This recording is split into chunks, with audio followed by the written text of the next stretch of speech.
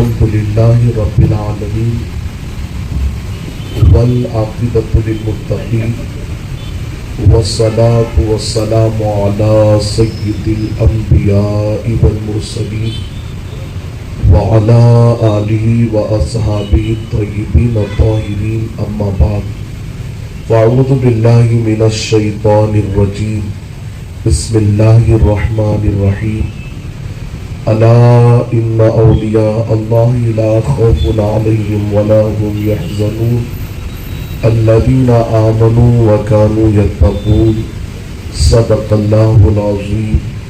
غوث اعظم بمنی بے سر و ساما مدد قبلہ دی مدد کعبہ ایمان مدد بگردہ بے بلا استاد کشتی ضعیفان شکستارہ تو پشتی بحق خواجہ عثمان ہارون مدد کن یا معین الدین چشتی مدد کن یا معین الدین چشتی مدد کن یا معین الدین چشتی۔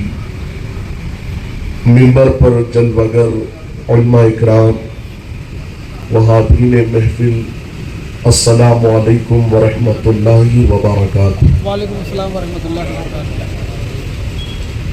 پیارے آقا صلی اللہ علیہ وسلم کے پیارے دیوانوں، میں نے قرآن مقدس کی بڑی مشہور اور معروف آیت مبارکہ کی تلاوت کرنے کا شرف حاصل کیا ہے۔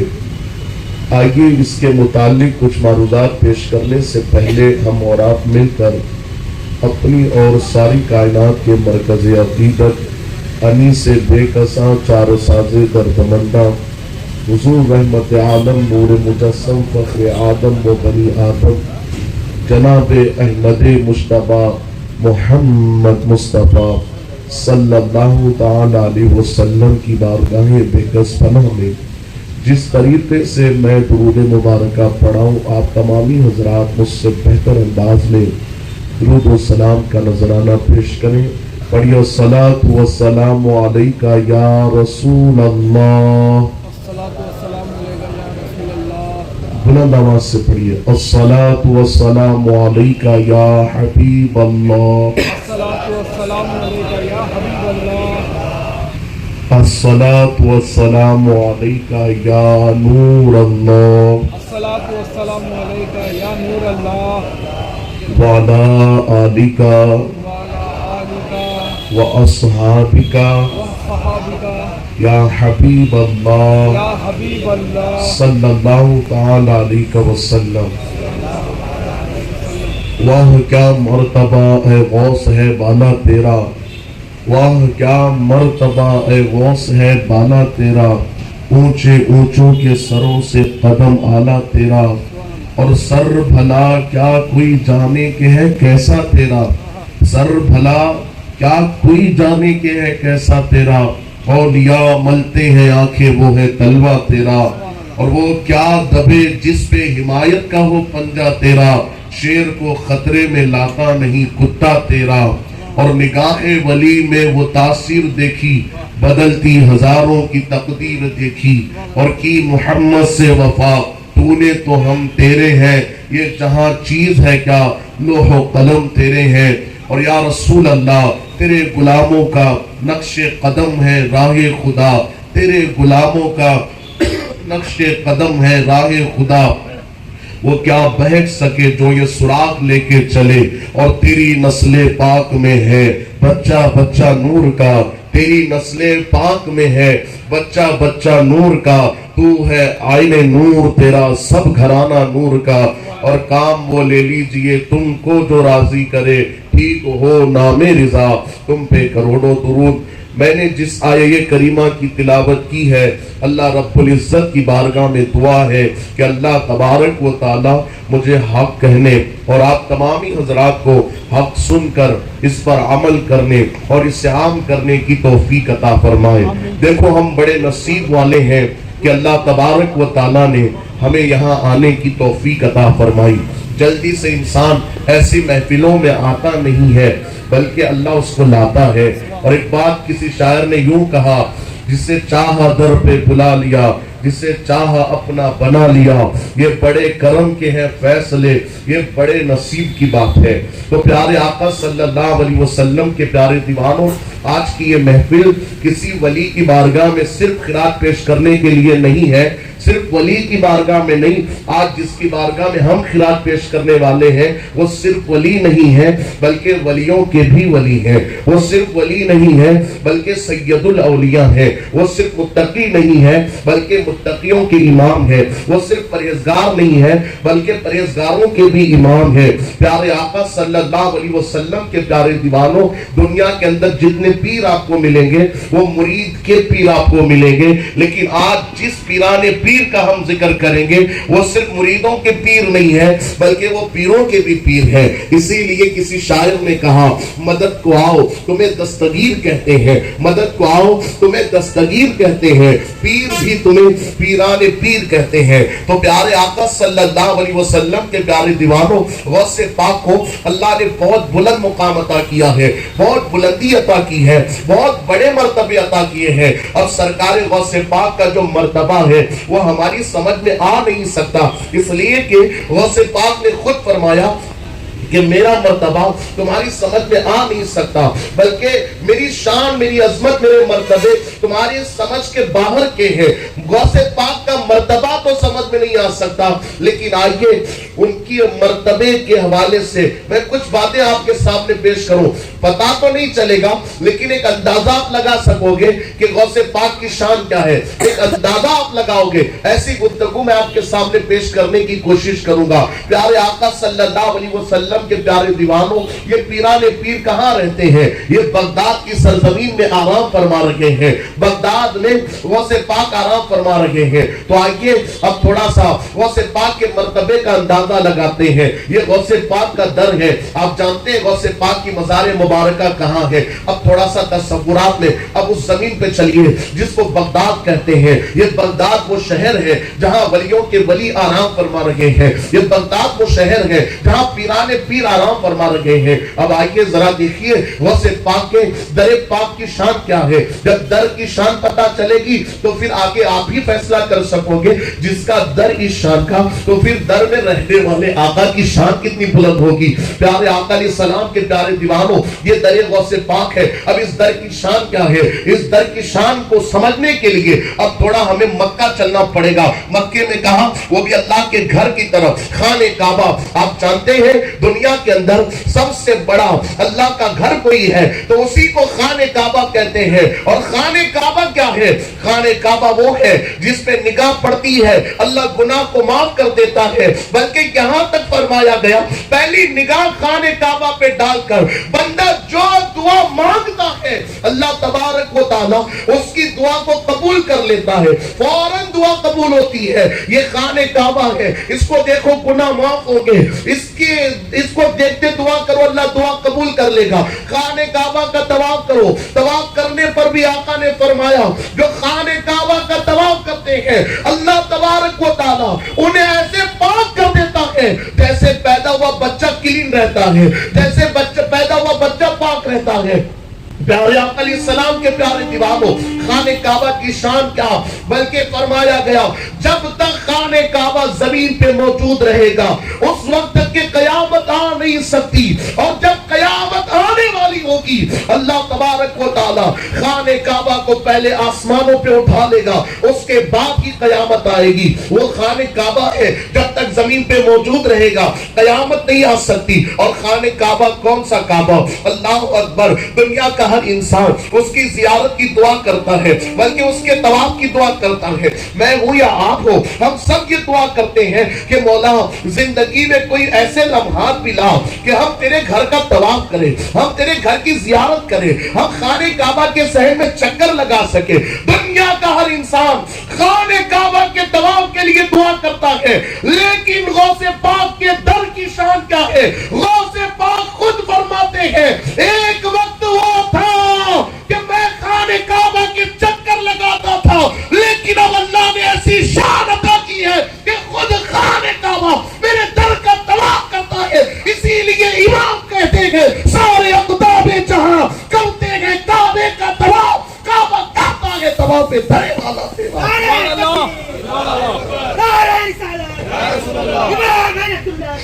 जिंदाबाद दस्ते गौसे आज़म जिंदाबाद नारे तकबीर अल्लाहू अकबर नारे रिसालत या रसूल वो अल्लाह और परवाने हैं जो होते हैं काबे पे निसार, शम्मा तू है कि परवाना है काबा तेरा।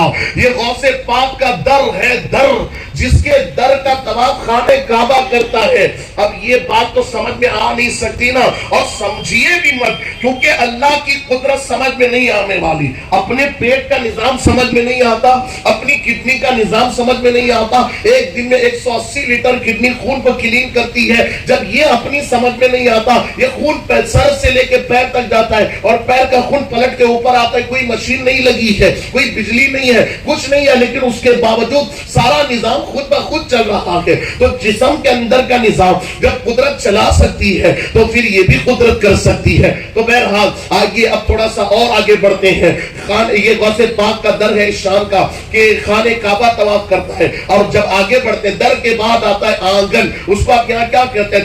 दहलीज से बिल्कुल पहले जो रहता है वो घर का पार्ट, उसको आंगन बोलते हैं अपने इलाके में। आप क्या बोलते हो? आपको ही पता होगा। आंगन ही बोलते हैं, क्या बोलते हैं? हाँ, आंगन। ये गौसे पाक का आंगन है। दर का तो मुकाम आपने समझ लिया, खाने काबा उसका तवाफ करता है। अब ये आंगन है। आंगन, आंगन किस शान का है? आंगन, आंगन का मुकाम क्या है? तो आइए मैं आपको बताऊं। ये आंगन है गौसे पाक का। यहाँ पर एक बूढ़े मियाँ बैठा करते हैं और उनका काम क्या है? बरसों से उनका काम बस ही एक ही है। वो लोटा लेते हैं, लोगों को हाथ धुलाते हैं, लोगों के पैर धुलाते हैं। गौसे पाक की बारगाह में वो ड्यूटी कर रहे थे। गौसे पाक पढ़ाते थे, गौसे पाक हदीस का दर्स देते थे। लेकिन आंगन पे बैठ के ये बुजुर्ग जो है वो तकरीरें तो नहीं सुन पाते थे, वो गौसे पाक का दर्स तो नहीं सुन पाते थे, लेकिन खिदमत बराबर करते थे। किसी को वुजू कराया, किसी के हाथ धुलाए, किसी के पैर धुलाए। इसी में उनका वक्त गुजरता रहा, गुजरता रहा, गुजरता रहा। एक दिन ऐसा हुआ कि शैतान ने उनके दिल पे वार किया और वसवसा डाला। क्या डाला वसवसा? उनको ख्याल आया कि मैं गौसे पाक के आंगन में बरसों से बैठ रहा हूँ, गौसे पाक ने मुझे कुछ दिया ही नहीं। ऐसा वसवसा शैतान ने उनके दिल में डाला। देखो ये शैतान बड़ा खतरनाक है। शैतान कट्टर दुश्मन है इंसान का। वो हमेशा वसवसे डालते रहता है। आपके दिलो दिमाग में भी डालेगा कि बरसों से 11वीं कर रहे हो, 11वीं करने के बाद कुछ मिला भी है? बरसों से गरीब नवाज की चौकट पे हर साल छठी के मौके पे जा रहे हो, जरा सोचो कुछ मिला के नहीं मिला। ऐसे वसवसे शैतान डालता है। देखो मैं एक बात आपको बताऊं, वली देते हैं तो वो जो देते हैं कभी नजर में आता है, और कभी कभी ऐसा होता है कि वली इतना देते हैं कि उसको अपनी आंखें देख नहीं पाती।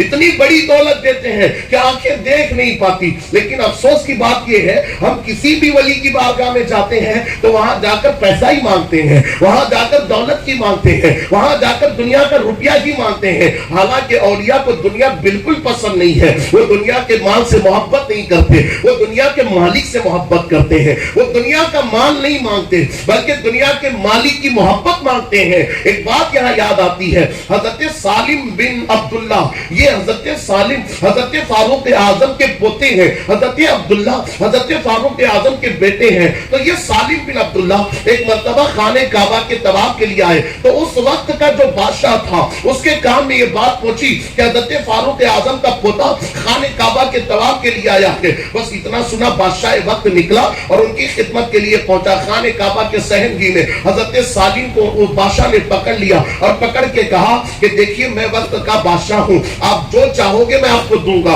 अल्लाह अकबर। जब बादशाह ने ये बात की तो हजरत सालिम बिन अब्दुल्ला ने एक नजर खाने काबा को देखा और दूसरी नजर बादशाह को देख के कहा, खाने काबा इतने सामने है मेरे और फिर मैं तुझसे मांगू, ऐसे होगा? अरे खाने काबा को देख रहा हो बंदा और फिर बंदे ही से मांगे तो बात क्या है, मजाक क्या है? कुछ नहीं है। तो उन्होंने कहा कि खाने काबा बिल्कुल सामने और तू कहता है कि मुझसे मांगो, ये तो नहीं होगा। अलबत्ता बादशाह वक्त को ऐसा लगा कि अभी खाने काबा सहन में है, इसलिए मांगते नहीं। चलो ठीक है, इंतजार करते हैं। जब ये बाहर निकलेंगे हुदूद काबा के बाहर, मैं इनसे बात करूंगा, ये जो मांगेंगे इनको दूंगा। और उसके बाद फिर बाहर मुलाकात हुई हजरत सालिम से बादशाह वक्त की। तो फिर बादशाह वक्त ने कहा कि मांगिए, क्या मांगते हो? मैं वक्त का बादशाह, जो मांगोगे मैं दूंगा। अब तवज्जो करना, बहुत तवज्जो से बात सुनना। अल्लाह अकबर। हजरत सालिम बिन अब्दुल्ला ने कहा कि देखो मैं पहले एक सवाल करता हूं, उसके बाद मांगने की बात पूरी की जाएगी। तो वो बादशाह بادشاہ وقت پوچھتا اچھا پوچھئے کیا پوچھنا چاہتے ہیں؟ تو بادشاہ وقت سے حضرت سالم کہتے ہیں آپ مانگنے کی بات کرتے ہو مگر میں آپ سے یہ پوچھنا چاہتا ہوں کہ میں دنیا کی چیز مانگوں یا دین کی چیز مانگوں، دین کی مانگوں کہ دنیا کی مانگوں؟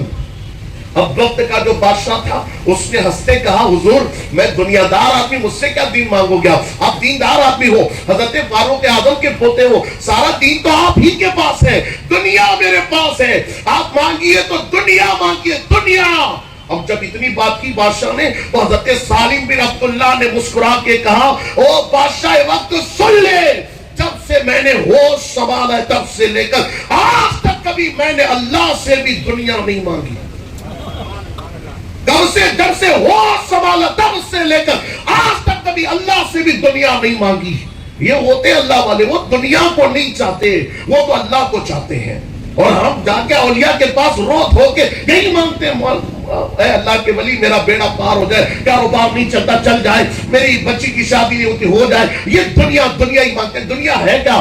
مچھر کا جو پر ہوتا ہے، حدیث کا مفہوم آقا نے فرمایا جو مچھر کا پر ہوتا ہے اللہ کی بارگاہ میں مچھر کے پر کی ویلو ہے مگر دنیا کی کوئی ویلو نہیں ہے۔ جس دنیا کی مچھر کے برابر بھی اللہ کی بارگاہ میں ویلو نہیں ہے، ہم اسی دنیا کے لیے جی رہے ہیں، ہم اسی دنیا کے لیے سب کر رہے ہیں، اسی دنیا کے لیے باپ سے لڑنا پڑے تو لڑ پڑے، اسی دنیا کے لیے بھائی سے لڑنا پڑے تو لڑ پڑے، اسی دنیا کے لیے پڑوسی سے لڑنا پڑے تو لڑ پڑے، اسی دنیا کے لیے رشتے ٹوٹتے تو ٹوٹ جائے مگر دنیا خراب نہیں ہونی چاہیے۔ دیکھو دنیا کی فکر کرو گے تو دنیا کب تک ساتھ رہنے والی ہے، دنیا کا مال کب تک ساتھ رہنا ہے، یہ ہمیشہ آپ کے ساتھ نہیں رہے گا۔ انشاءاللہ آگے دنیا پہ گفتگو کریں گے، اب چونکہ پھر گفتگو اپنی کمپلیٹ نہ ہو پائے گی تو اس لیے اپنی بات کو آگے بڑھاتے ہیں۔ تو شیطان یہ حملے کرتا ہے دل پہ، تو ایسی اس بزرگ کے دل پہ جو آنگن میں بیٹھ کے پانی سے لوٹا لے کر وضو کراتے ہاتھ پیر دھلاتے تھے، ان کے دل میں بھی بات ڈالی برسوں گزر گئے، یہاں لوٹے سے وضو کرا رہا ہے، ہاتھ دھلا رہا ہے، پیر دھلا رہا ہے، ذرا سوچ تو صحیح اتنے سال غوث پاک کے در پہ رہ کر نوکری کر لیا، اب تجھے ملا کیا ہے، ملا کیا ہے؟ اللہ اکبر، ایسا خیال وسوسہ شیطان نے دل میں ڈالا تو پھر ان کو خیال آیا ہاں کئی سال گزر گئے، یہاں پڑا رہتا ہوں، صبح میں کوئی آتا ہے اس کو وضو کراتا ہوں، رات کو کوئی آتا ہے اس کو وضو کراتا ہوں، رات کو دن 24 گھنٹہ خدمت کر رہا ہوں مگر مجھے کچھ ملا ہی نہیں، اتنا خیال آنا تھا۔ پھر وہ بوڑھے میاں ارادہ کر لیتے ہیں آج کے بعد مجھے یہاں نہیں رہنا، فوراً درے غوث پاک چھوڑ کے نکلنا ہے، اور اس بوڑھے میاں کو پوری دنیا لوٹے والے بابا کے نام سے جانتی ہے۔ اب وہ لوٹے والے بابا غوث پاک کا در چھوڑ کر باہر نکل جاتے ہیں، غوث پاک کو وہ لوٹے والے بابا نے اطلاع بھی نہیں دی، نکل گئے باہر، اور جب نکل گئے تو پھر اللہ کا کرنا یہ ہوا جیسے آگے بڑھے تو دو ولی ان کو دکھائی دے، چہرے نورانی تھے، اللہ والے دکھ رہے تھے، تو فوراً جا کے ان کو سلام کرتے ہیں اور پھر اس کے بعد کہتے ہیں میں آپ کی صحبت میں کچھ دن رہنا چاہتا ہوں کہ آپ مجھے اپنی صحبت میں رکھو گے۔ اللہ والے جو ہوتے ہیں نا وہ کبھی نہ نہیں کہتے، انسان تو انسان ہے۔ اصحاب کہف کا ذکر آپ پڑھ لینا تو آپ کو پتا چلے گا کہ کتے نے کہا تھا کہ مجھے اپنے ساتھ رکھ لو، تو کتے کو بھی انہوں نے اپنے ساتھ رکھ لیا۔ اور پھر سن لو جو کتا اصحاب کہف کے ساتھ ہوا تھا اس کتے کے بارے میں نبی نے فرمایا اور کتے مر کے ختم ہو جائیں گے لیکن وہ ولیوں کا کتا قیامت کے دن اللہ ان ولیوں کے ساتھ اسے بھی جنت میں داخل کرے گا، اور انسانی شکل میں اللہ اس کتے کو جنت میں داخل کرے گا۔ تو یہی سے پتا چلتا ہے کہ ولیوں کی غلامی جب کتے کو عطا کر سکتی ہے تو پھر انسان سچا غلام بن جائے اور پھر اس کو خیرات نہ ملے، ایسا کب ہو سکتا ہے؟ کبھی نہیں ہوگا۔ تو بہرحال لوٹے والے بابا نکلے باہر، اللہ والوں سے کہا مجھے ساتھ رکھ لو، انہوں نے ساتھ رکھ لیا۔ اب چلتے رہے 12 گھنٹے ہو گئے، لوٹے والے بابا نے کہا مجھے تو چلتے چلتے بھوک لگی ہے، کھانے کو کچھ دو۔ تو دونوں ولیوں نے کہا کہ دیکھو ہم جو ہے نا 24 گھنٹے میں بس ایک بار کھاتے ہیں، 12 گھنٹے کو یا 3 گھنٹے کو کھانے کا اپنا کوئی سسٹم نہیں ہے، 24 گھنٹے ہوتے ہیں تبھی ایک بار کھاتے ہیں۔ اور پھر لوٹے والے بابا سے کہا دیکھو اگر آپ 24 گھنٹے میں ایک بار کھانے کی طاقت رکھتے ہو تبھی ساتھ چلیے، ورنہ پھر آپ کو ساتھ آنے کی کوئی ضرورت نہیں۔ اللہ اکبر، یہ ہوتے اللہ والے 24 گھنٹے میں بس ایک بار کھاتے ہیں اور کھا کر بھی اللہ ہی کی عبادت کرتے ہیں۔ لیکن کتنے افسوس کی بات ہے ہم دن میں 3 مرتبہ کھاتے ہیں اور صحیح سے 5 وقت مسجد پہنچ نہیں پاتے، اور کچھ تو ایسے نمازی ہیں جو صرف جمعہ پڑھتے ہیں اور پھر مسجد سے ایسے غائب ہوتے ہیں کہ پھر جمعہ کے علاوہ انہیں کوئی دیکھتا نہیں ہے۔ تو بہرحال لوٹے والے بابا کہتے ہیں ٹھیک ہے اگر 24 گھنٹے کوئی کھانا ہے, اب چونکہ غوث پاک کا در چھوڑ چکے تھے اب ساتھ چلتے ہیں, اور پھر جب 24 گھنٹے پورے, توجہ ادھر کیجئے, 24 گھنٹے جب پورے, لوٹے والے بابا نے کہا اب تو 24 گھنٹے ہو گئے, کھانے کو کچھ دو. تو پھر فوراً ایک ولی نے ہاتھ اٹھا کے دعا کی, مولا انہوں نے اپنے انداز میں دعا کی, اور جیسے دعا کی تو فوراً کیا ہوا, آسمانی دنیا سے ایک توشہ اترا, ایک ٹیفن اترا, اور جب ٹیفن اترا اور پھر وہ تینوں ولی بیٹھ کر, مطلب وہ 2 ولی تھے اور یہ لوٹے والے بابا, تینوں بیٹھ کے ایک ٹیفن سے کھانا کھا لیتے ہیں اور پورے تینوں کا پیٹ بھر جاتا ہے, اور پھر اس کے بعد آگے نکلتے ہیں سفر پہ, اور جب سفر پہ نکلے تو 12 گھنٹے پہ پھر لوٹے والے بابا کو بھوک لگی, اور پھر اس کے بعد انہوں نے مانگا کھانا, انہوں نے کہا 24 گھنٹے کے بعد. پھر 24 گھنٹے کے بعد دوسرے ولی نے دعا کی, اور جب دوسرے ولی نے دعا کی پھر ٹیفن اترا, پھر کھانا کھائے اور پھر آگے بڑھے, اور جب 2 دن گزرنے کے بعد تیسرا دن جب گزرنے لگا اور 24 گھنٹے گزر گئے, تب لوٹے والے بابا نے کہا ٹھیک ہے 24 گھنٹے ہو گئے, اب کھانے کا انتظام کرو, جلدی سے دعا کرو. تو وہ دونوں ولی ہاتھ اٹھا کے کہتے ہیں اب ہم دعا نہیں کرنے والے, اب دعا کرنے کا آپ کا نمبر ہے, پہلے 24 گھنٹے پورے ہوئے میں نے دعا کی, بعد میں 24 گھنٹے پورے ہوئے انہوں نے دعا کی, اب آپ کا نمبر ہے, آپ دعا کریں گے, ٹیفن اترے گا تو ہی کھائیں گے. اللہ اکبر. لوٹے والے بابا کہتے ہیں میں پڑھا لکھا آدمی بھی نہیں, مجھے کچھ آتا جاتا نہیں, میں کیا دعا کروں گا, میں کیا مانگوں گا. اچھا دونوں ولیوں نے کہا اچھا دعا نہیں کر سکتے تو پھر بھوکے رہنا پڑے گا, ہم تو دعا نہیں کرنے والے, اپنا نمبر تو ختم ہو چکا ہے, اب ہم نہیں مانگنے والے, مانگنا ہے تو آپ کو مانگنا پڑے گا. اب چونکہ اب بھوک بھی بے چین کر رہی تھی, پریشان کر رہی تھی, تو انہوں نے ہاتھ اٹھایا اور ہاتھ اٹھا کے دعا کی, اور پہلے مرتبہ جب ولی نے دعا کی تھی ایک ٹیفن اترا تھا, دوسرے ولی نے دعا کی تھی ایک ٹیفن اترا تھا, لیکن لوٹے والے بابا نے جب دعا کی ایک ٹیفن نہیں اترا, 2 ٹیفن اترے. سبحان اللہ. کتنے؟ 2 ٹیفن اترے. اور جب 2 ٹیفن اترے تو دونوں ولی پریشان, یا اللہ اس کو تو ہم ہلکے میں لے رہے تھے, ہم دعا کرتے ہیں ایک ٹیفن, اور اس نے کیا دعا کی 2 ٹیفن آئے.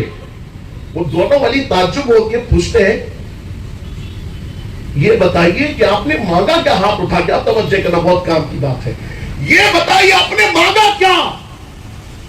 تو وہ لوٹے والے بابا کہتے ہیں مجھے کچھ آتا جاتا نہیں, آپ نے کہا کہ دعا کے لیے ہاتھ اٹھا کے دعا کرنا, تو میں نے دعا کے لیے ہاتھ اٹھائے, اللہ سے کہا مولا مجھے کچھ آتا جاتا نہیں ہے, بس اتنا, یہ دونوں ولی جس کے وسیلے سے تیری بارگاہ میں دعا کرتے ہیں اسی کا واسطہ مولا کھانا اتارا, سبحان اللہ. مولا کھانا اتارا. بس اتنی دعا کی, اللہ نے کھانا اتارا. اور جب یہ بات ان کی زبان پہ آئی کہ دونوں ولی جس کے وسیلے سے دعا کرتے ہیں, تو فوراً ان کو خیال آیا ارے مجھے پتا ہی نہیں کہ یہ دونوں ولی کس کے وسیلے سے دعا کرتے ہیں. تو پھر انہوں نے پوچھا کہ تم دونوں کس کے وسیلے سے دعا کرتے ہو.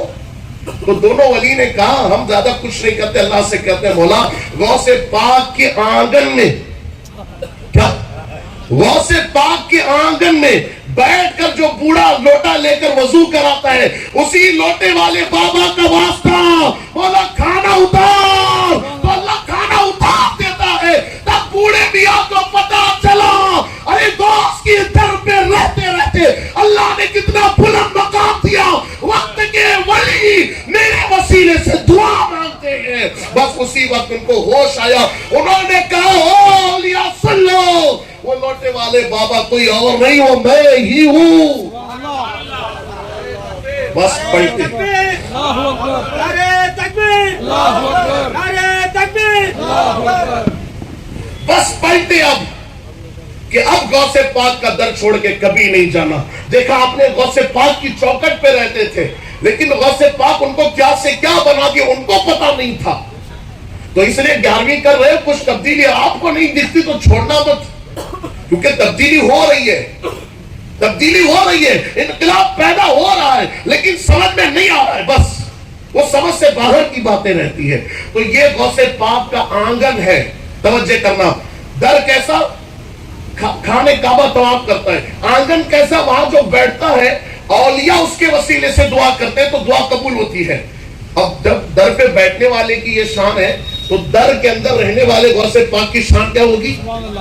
اب آئیے آنگن کے بعد کیا آتا ہے, آنگن کے بعد آتا ہے دہلیز. آنگن کے بعد کیا آتے ہیں, دہلیز. اب دہلیز کی کیا شان ہے. ایک مرتبہ کچھ مریدین غوث پاک کی بارگاہ میں کھڑے تھے, تو دہلیز پکڑ کے ایک بندہ رو رہا تھا, رو کے کہہ رہا تھا اے غوث پاک مجھے معاف کر دیجئے. بس جو مریدین کھڑے تھے انہوں نے کہا حضور اتنا رو کے معافی مانگتا ہے آپ معاف کر دیجئے. تو غوث پاک نے کہا کہ اللہ میں نے اس کو معاف کر دیا, اس کو مرتبہ عطا فرما جو اس کے مرتبے چھینے گئے. تو فوراً اڑ کے جانے لگا ہوا میں اڑ کے جانے لگا. تو یہ مریدین حیران ہو گئے, یا اللہ چوکٹ پہ رو رہا تھا ابھی غوث پاک نے معاف کیا, ہوا میں اڑنے لگا. تو غوث پاک سے پوچھا یہ کون تھا بندہ؟ تو غوث پاک نے فرمایا یہ ابدال ہے, ابدال. اور ہوا میں اڑتے اڑتے دور سے آ رہا تھا. جب بغداد آیا 3 ولی اڑ کے آ رہے تھے. جب بغداد آیا تو رائٹ اور لیفٹ والے ولی نے کہا یہ بغداد ہے, بغداد, یہاں سے اڑ کے نہیں جانا. تو اس لیے لیفٹ والے نے لیفٹ لیا, رائٹ والے نے رائٹ لیا. لیکن یہ جو ابدال تھے انہوں نے لیفٹ اور رائٹ نہیں لیا. انہوں نے سوچا کہ میں بھی ولی ہوں, غوث پاک بھی ولی ہے, چلو اڑ کے چلتے ہیں. بس اتنا سوچ کے آگے بڑھایا تھا اپنے آپ کو کہ فوراً اللہ نے عظمت چھین لی. پر اور جو عظمت جو شان تھی اللہ نے سب چھین لی. اور جیسے ہی چھینی گئی شان تو فوراً ہوا سے نیچے گر گئے. اور جب نیچے گرے تو غوث پاک کی چوکٹ پہ دعا کرنے لگے کہ آپ ہمارے لیے معافی مانگ لیجیے اللہ کی بارگاہ میں. تو بہرحال تو یہ غوث پاک کی چوکٹ ہے. توجہ کریں اب, یہ غوث پاک کی چوکٹ ہے جہاں سے ابدالوں